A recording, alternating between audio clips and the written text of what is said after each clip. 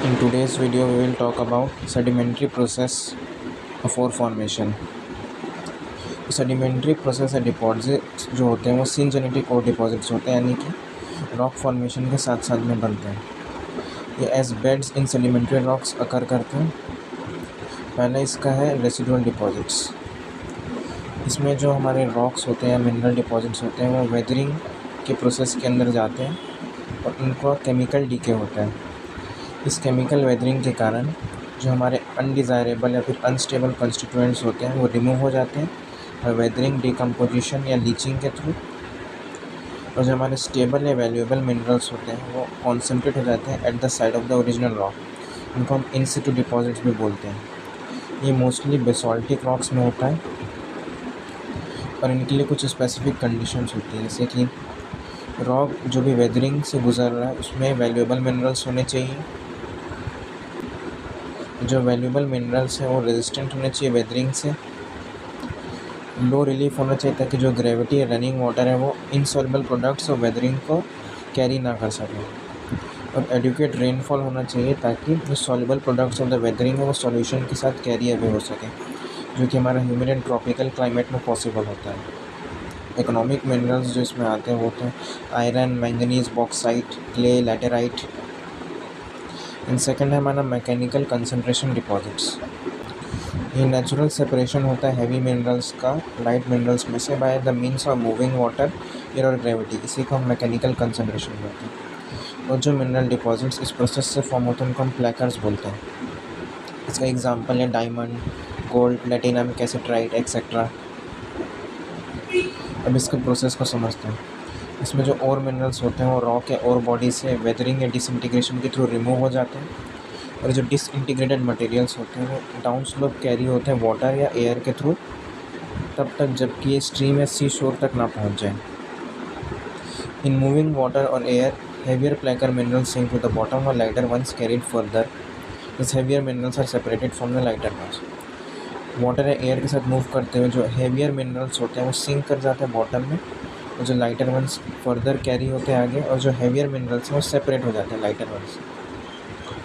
इस तरह से जो हैवी मिनरल्स होते हैं वो पर्टिकुलर लोकेशन में कॉन्सेंट्रेट हो जाते हैं और प्लैकर डिपॉजिट्स फॉर्म करते हैं। इसके लिए रिक्वायरमेंट्स होती हैं। सबसे पहला, वैल्यूएबल मिनरल्स जो होती हैं उनकी स्पेसिफिक ग्रेविटी हाई होनी चाहिए, वो केमिकली रेजिस्टेंट होना चाहिए वेदरिंग से, उनकी एडिक्वेट ड्यूरेबिलिटी होनी चाहिए, और continuous supply of placer minerals for the concentration. इसके टाइप्स हैं। पहला है एलुवियल प्लैकर्स। ये हिल स्लोप्स के अलोंग अकर करते हैं। Mineral concentration is caused by gravity. When debris produce due to weathering of rocks move down slope, heavier particles move more slowly than the lighter ones. Second है हमारा stream placers, occur at various places along the stream. Mineral concentration is caused by running water. अब इसके भी बहुत सारे types हैं, जैसे pot holes and plunge pools, जो कि base of the waterfall and rapids में आता है। ये वाटरफॉल है, इसका जो बेस में प्लंज पूल फॉर्म होते हैं, पॉट होल्स फॉर्म होते हैं, यहाँ पे पाया जाता है। एंड सैंड बार्स, ये inner curve of the meanders में अकर करता है। Then down stream junction of a tributary to the main river. डी है हमारा river bed in the vicinity of the low grade deposit. And riffles, streams flowing across vertical और steeply inclined beds में have uneven floors, such a floor forms riffles. Diagram में देख सकते हैं। पहला है हमारा inner curves of the meanders, inner curves of the meanders में। सेकंड है जहां हमारा डाउन स्ट्रीम जंक्शन में, इस जंक्शन में प्लैकर डिपॉजिट फॉर्म हो रहे हैं। फिर एक लो ग्रेड ओर डिपॉजिट के विसिनिटी में फॉर्म हो रहे हैं। फिर राइफल जिसमें अनइवन बेड्स हैं, यहाँ पे पर्टिकुलर कंसंट्रेशन हो रहा है। फिर हमारा बीच प्लैकर्स, ये अकर करते हैं along sea shores where mineral concentration is caused by wave action. Beach sands of Kerala contain important deposits of monazite and ilmenite. Aeolian plackers occur in arid regions where mineral concentration is caused by wind action. If this is found in Australia. अब दोनों के बीच में differences देख लेते हैं।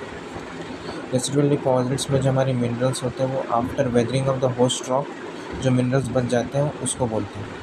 प्लैकर deposit जो होते हैं वो mineral concentration by the action of water, wind और आइस पर्टिकुलर एरिया में कॉन्सेंट्रेट हो जाते हैं।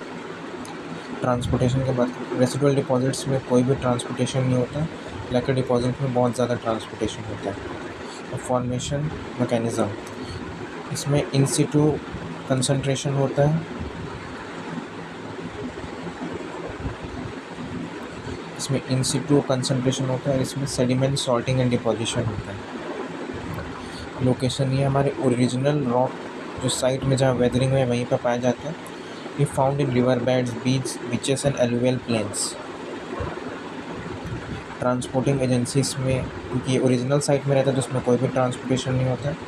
इसमें वाटर, विंड और ice as a transporting agency काम करते हैं। इसमें particle size coarse and angular होते हैं, क्योंकि इसमें कोई भी ट्रांसपोर्टेशन नहीं हुआ होता। इसमें बहुत ज़्यादा ट्रांसपोर्टेशन होने के कारण इसमें rounded and well sorted grains होते हैं।